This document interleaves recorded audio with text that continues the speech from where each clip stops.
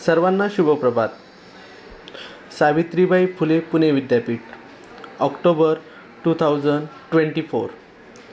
First year bachelor of commerce एक्झामिनेशनचे form सुरू झालेले आहेत.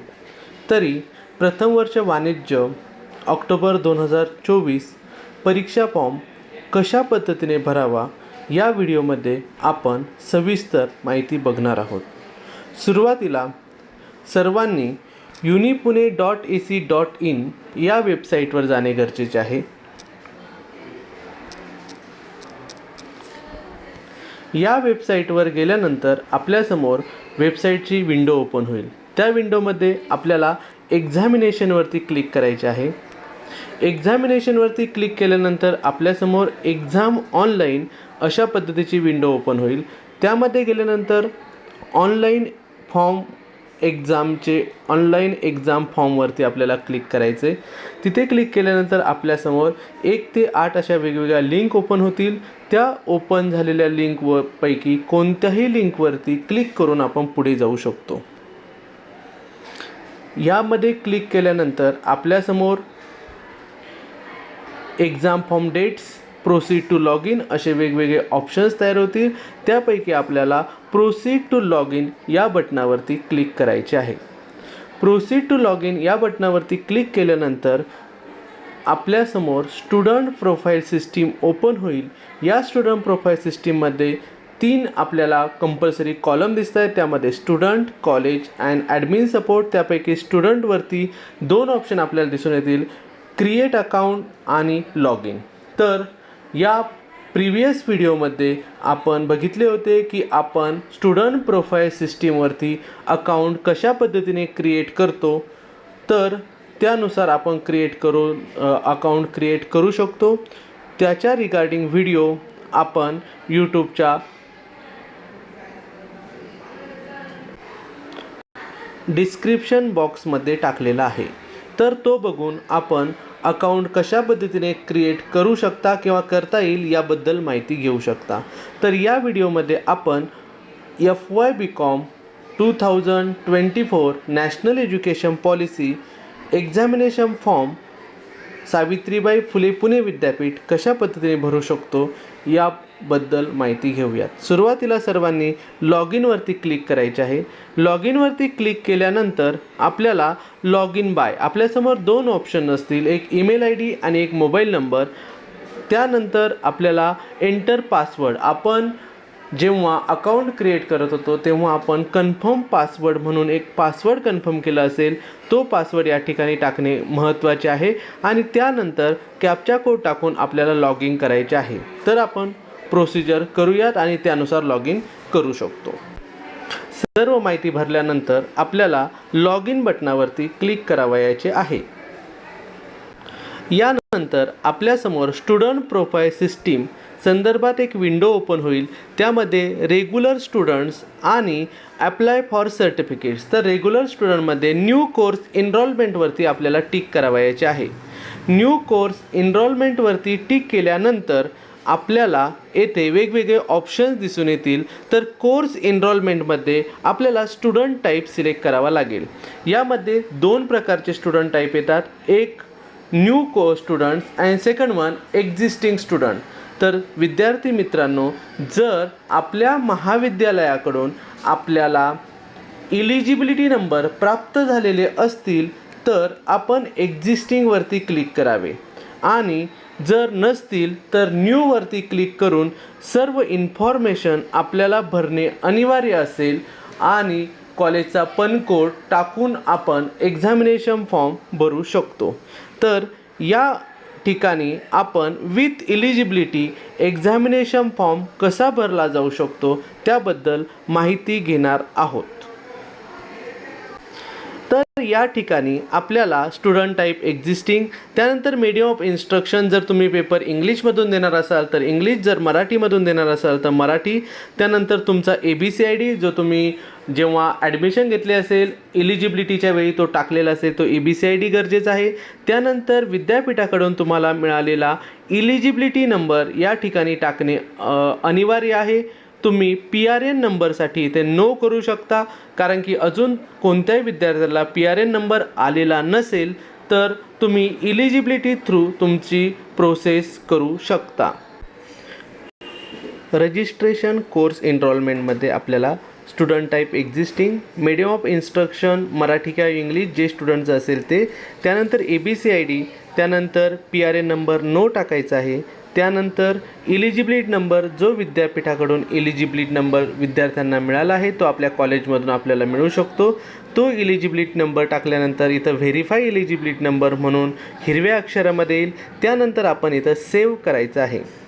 सेव्ह केल्यानंतर आपल्यासमोर एक विंडो ओपन होईल. त्यामध्ये course enrolment has been done successfully, now fill your personal information.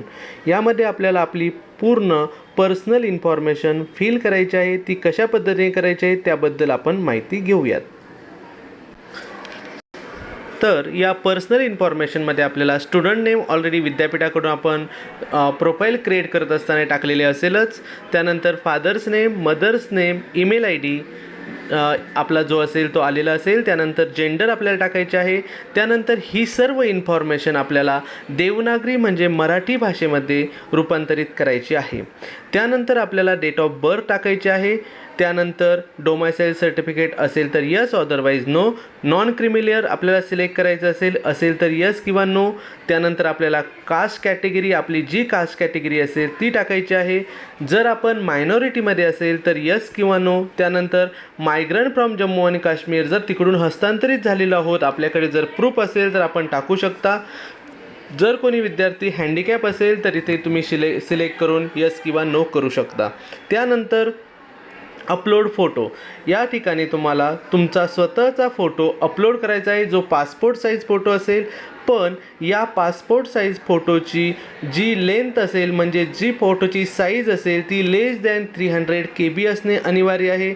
आणि दुसऱ्या साईडला आपल्याला सिग्नेचर अपलोड करायचे आहे. त्या सिग्नेचरची साईज आपल्याला 50 KB कमी असणे अनिवार्य आहे. आणि हे सर्व इन्फॉर्मेशन फिल झाल्यानंतर आपल्याला करस्पॉन्डंट ॲड्रेस आणि परमनंट ॲड्रेस अशा पद्धतीने इन्फॉर्मेशन फिलअप करायची आहे. तर चला तर मग आपण ही पूर्ण इन्फॉर्मेशन फिलअप केल्यानंतर कशा पद्धतीने एक्झामिनेशन फॉर्म ओपन होतो ही माहिती बघूया.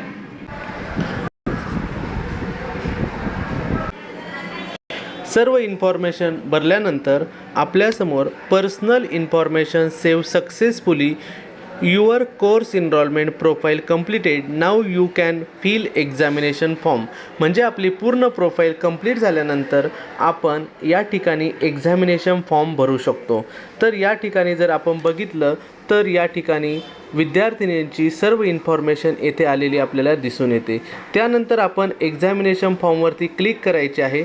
एक्झामिनेशन फॉर्मवरती क्लिक केल्यानंतर येथे पुन्हा आपल्याकडे एक्झाम फॉर्म, प्रोसीड हा एक कॉलम येईल. प्रोसीड केल्यानंतर आपल्यासमोर first year and other than first year असे 2 ऑप्शन येतील. प्रथम वर्षाच्या विद्यार्थ्यांनी कंपल्सरी फर्स्ट इयर हा ऑप्शन सिलेक्ट करायचा आहे आणि जे द्वितीय वर्ष आणि तृतीय वर्षाचे विद्यार्थी असतील तो अदर दॅन फर्स्ट इयर हा ऑप्शन सिलेक्ट करू शकतात. फर्स्ट इयर ऑप्शन सिलेक्ट केल्यानंतर आपल्यासमोर क्रिएट न्यू ॲप्लिकेशन अशा पद्धतीचा एक टॅब दिसेल. त्या टॅबवरती आपल्याला क्लिक करायचे आहे. या टॅबवरती क्लिक केल्यानंतर आपल्यासमोर एक्झामिनेशनचे वेगवेगळे पॅटर्न दिसून येतील. त्यामध्ये BBA, BBA CA, BBA international business. परंतु जो विद्यार्थी ज्या स्ट्रीमचा असेल त्या विद्यार्थ्याने तो स्ट्रीम सिलेक्ट करणे गरजेचे आहे. जसे की bachelor of commerce 2024 credit pattern हा सर्व विद्यार्थ्यांना सिलेक्ट करणे गरजेचे आहे. यामध्ये आपल्याला सर्व आपली पर्सनल इन्फॉर्मेशन दिसून येईल. या पर्सनल इन्फॉर्मेशनच्या खाली गेल्यानंतर आपल्याला नेक्स्ट हा एक टॅब दिसून येईल. त्यावरती सर्वांनी क्लिक करावे. नेक्स्ट केल्यानंतर आपल्यासमोर अशा पद्धतीचे सब्जेक्ट ओपन होतील ज्यामध्ये कंपल्सरी सब्जेक्ट दिसून येतील. यामध्ये टोटल 5 कंपल्सरी सब्जेक्ट असतील. त्यामध्ये English, introduction to behavioural economics, introduction to Indian knowledge system IKS, business accounting and environmental education असे आपल्याला सुरुवातीला 5 कंपल्सरी सब्जेक्ट दिसून येतील. त्यानंतर खाली ऑप्शनल सब्जेक्टमध्ये आपल्याला कोणतेही 2 सब्जेक्ट सिलेक्ट करायचे आहेत. यामध्ये आपल्या कॉलेजमध्ये जे 2 सब्जेक्ट असतील ते 2 सब्जेक्ट आपल्याला सिलेक्ट करायचे आहे. त्यामध्ये फॉर एक्झाम्पल काही विद्यार्थ्यांनी फायनान्शियल अकाउंटिंग आणि हा एक ऑप्शनल सब्जेक्ट सिलेक्ट केला असेल आणि अजून एक जर त्यांनी दुसरा कोणता फायनान्शियल सब्जेक्ट सिलेक्ट केला असेल ज्यामध्ये basic cost management accounting and material accounting किंवा बँकिंग अँड फायनान्स यापैकी सिलेक्ट केला असेल तर ते सब्जेक्ट सिलेक्ट करावेत. हे सब्जेक्ट सिलेक्ट केल्यानंतर आपल्यासमोर अशा पद्धतीची विंडोज दिसून येईल. त्यानंतर सर्वांना ओपन इलेक्टिव्ह हा सब्जेक्ट सिलेक्ट करायचा आहे.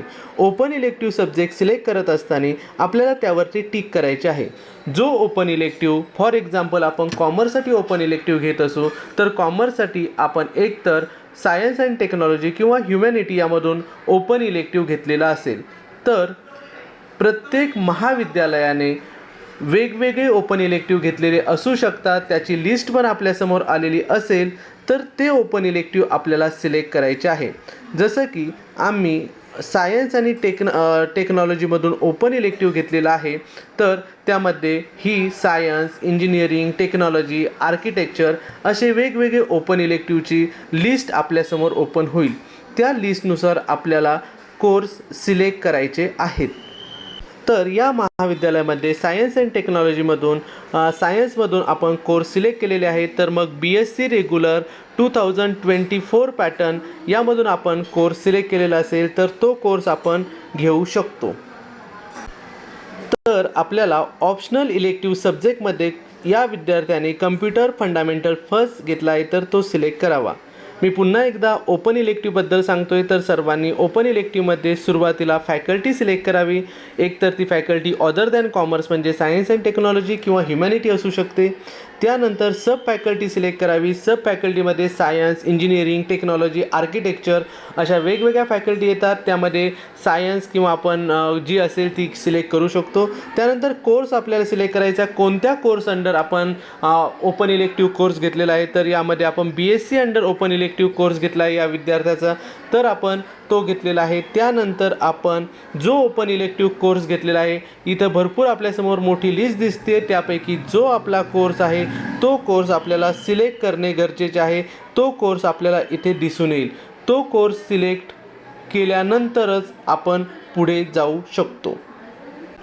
हे केल्यानंतर सर्व विषय एकदा पूर्ण चेक करून घेणे गरजेचे आहे ज्यामध्ये आपल्याला 5 कंपल्सरी सब्जेक्ट आणि नंतर 2 जे स्पेशल जे सब्जेक्ट असतील ते सिलेक्ट करणे गरजेचे आहे. त्यानंतर ओपन इलेक्टिव्ह सिलेक्ट करणे गरजेचे आहे. हे सर्व सिलेक्ट झाल्यानंतर सेव्ह आणि नेक्स्ट या बटनावरती क्लिक करावे. सेव्ह आणि नेक्स्ट बटनावरती क्लिक केल्यानंतर आपल्यासमोर पूर्ण फीजची डिटेल येऊन जाईल. त्यामध्ये फर्स्ट इयर BComसाठी 690 रुपये इतकी फीज आलेली आहे. तर आपण प्रिव्ह्यू करून आपले सर्व सब्जेक्ट बघू शकता. तर आपण प्रिव्ह्यू केल्यानंतर आपल्याला येथे सर्व सब्जेक्ट दिसून येतील. त्यानंतर आपल्याला येथे टिक करायचे आहे. I have all the check point and preview my exam form. I solely responsible for the information given by me. त्यानंतर कन्फर्म अँड प्रिंटवरती आपल्याला क्लिक करायचे आहे. हे सर्व केल्यानंतर आपला एक्झामिनेशन फॉर्म फिलअप झालेला आपल्याला दिसून येईल आणि त्या एक्झामिनेशन फॉर्ममध्ये पूर्ण डिटेल्स आपल्याला दिसून येतील. तर अशा पद्धतीने सर्वांना first year BCom 2024 NEP credit पॅटर्नचा एक्झामिनेशन फॉर्म फिलअप करता येऊ शकतो. तर सर्वांनी अशा प्रकारे फॉर्म फिलअप करा. धन्यवाद.